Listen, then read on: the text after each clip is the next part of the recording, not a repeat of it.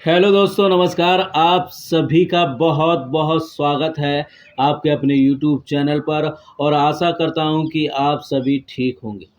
दोस्तों, आज हम ऐसी चर्चा करने वाले हैं जो आपकी शेयर मार्केट में निवेश के लिए काफ़ी हद तक मदद करने वाली है। दोस्तों, यह वीडियो आपके लिए बहुत उपयोगी साबित होने वाली है, इसलिए वीडियो पर अंत तक बने रहें। और अभी तक अगर आपने चैनल को सब्सक्राइब नहीं किया है तो कृपया चैनल को सब्सक्राइब कर बेल आइकन को ज़रूर हिट कर दीजिएगा। इसके साथ ही अगर आपको मेरी यह वीडियो पसंद आती है तो एक लाइक, एक शेयर, एक कमेंट भी ज़रूर कीजिएगा। दोस्तों, हम सभी शेयर मार्केट में रुपया कमाने आए हैं। क्या आपको पता है हमारी कमाई में किसी का नुकसान हो सकता है और हमारे नुकसान में किसी का प्रॉफिट भी। अगर अच्छी खबर आती है तो खरीदार ज़्यादा होने से प्राइस बढ़ जाते हैं और कहीं न्यूज़ नेगेटिव आती है तो बेचने वाले ज़्यादा हो जाते हैं, जिसकी वजह से शेयर का प्राइस धीरे धीरे गिरने लगता है। जब किसी शेयर का प्राइस लगातार बढ़ता है तो बीच बीच में प्रॉफिट बुकिंग होने से गिरता भी है। जब कोई कंपनी प्रॉफिट में आती है तो उस कंपनी में निवेश करने वाले लोग बढ़ जाते हैं और उसकी वजह से बेचने वाले कम और खरीदने वाले ज़्यादा होने लगते हैं।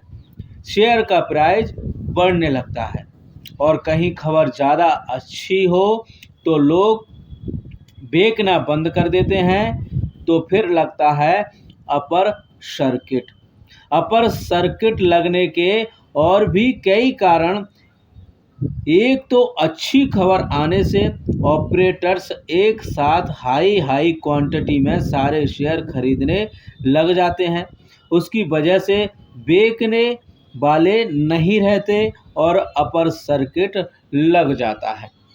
खबर ज़्यादा अच्छी हो तो ऑपरेटर्स 3-4 सर्किट लगने के बाद प्रॉफिट बुकिंग करने लगते हैं, जिसकी वजह से लोअर सर्किट भी लगने लगता है, क्योंकि जब रिटेल निवेशकों की तादाद बढ़ जाती है और उसी बीच अपना सारा का सारा माल ऑपरेटर्स रिटेल निवेशक के ऊपर लाद देता है, फिर खरीदारों की संख्या कम होने लगती है और रिटेल निवेशक अपना माल घाटे में बेचना प्रारंभ कर देता है, तो लगता है फिर लोअर सर्किट। इसलिए दोस्तों, हमें शेयर मार्केट में सतर्क भी रहना है। कंपनी के प्रॉफिट व लॉस को भी देखना है निवेश करने से पहले, और ऑपरेटर्स की चालों के ऊपर भी हमें ध्यान रखना है।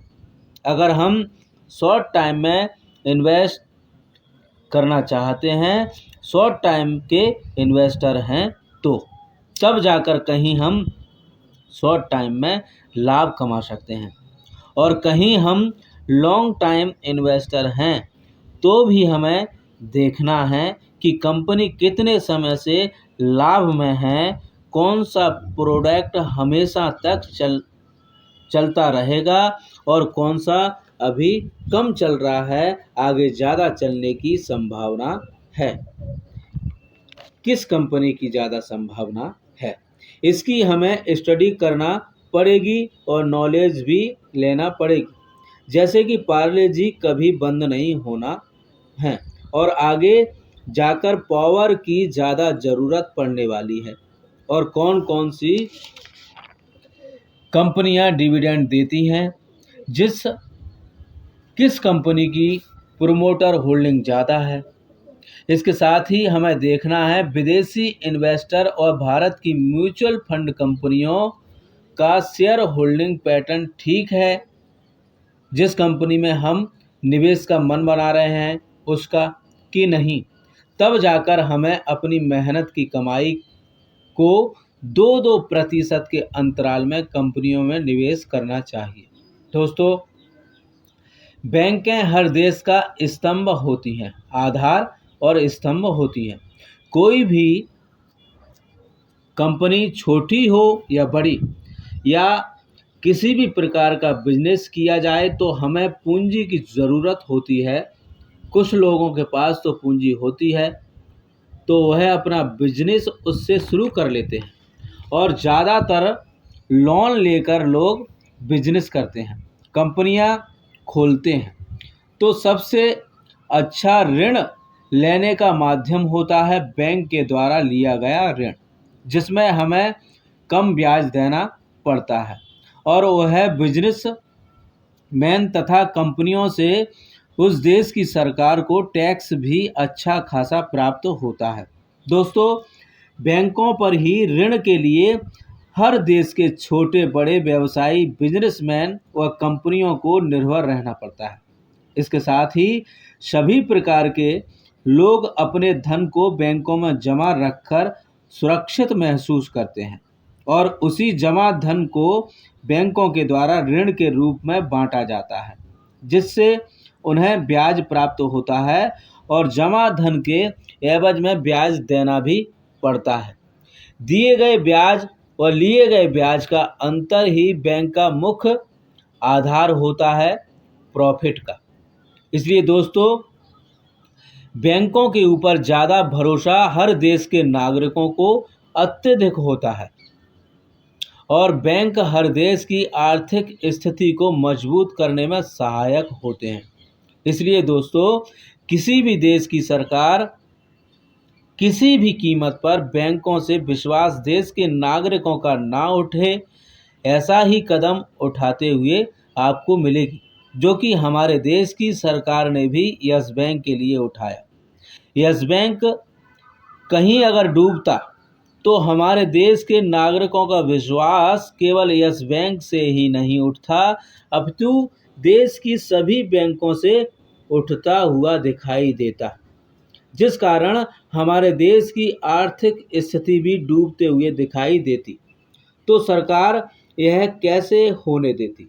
इसलिए आरबीआई ने अपने अंडर में लेकर राणा कपूर की जगह, जिन्होंने कई सारे यस बैंक में घोटाले किए थे, प्रशांत कुमार जी को यस बैंक सीईओ नियुक्त किया, जो कि अपनी टीम के साथ यस बैंक के लिए हर तरह से बैंक की आर्थिक स्थिति को मजबूत करना चाहते हैं, जिसके नतीजे भी साफ तौर पर Q1 रिजल्ट में 207 करोड़ के प्रॉफिट में आपको दिखाई देते हुए नजर आया, और आगे आपको और ज़्यादा मजबूत होते हुए दिखाई देंगे, जिसके लिए yes bank CEO Prashant Kumar ji अपनी टीम के साथ एनपीए की वसूली को लेकर फंड रेजिंग और म्यूचुअल फंड बिजनेस के द्वारा आपको आगे फंड जुटाते हुए दिखाई देने वाले हैं, जिससे यस बैंक बिजनेस में 4 चांद लग जाएंगे,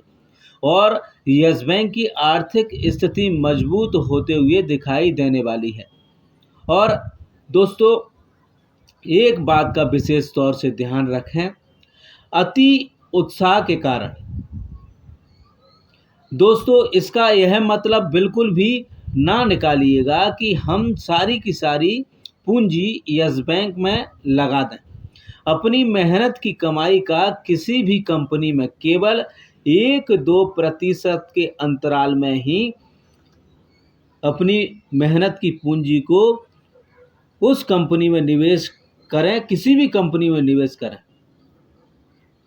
यह वीडियो केवल आपकी नॉलेज और स्टडी के पर्पज से बनाया गया है, ना कि शेयर खरीदने बेचने की सलाह के लिए। इसलिए दोस्तों, शेयर खरीदने बेचने से पहले आप अपनी स्वयं की स्टडी करें, नॉलेज लें, फाइनेंशियल एडवाइज़र से सलाह भी लें, तब जाकर आप अपनी पूंजी को किसी भी कंपनी में निवेश करें।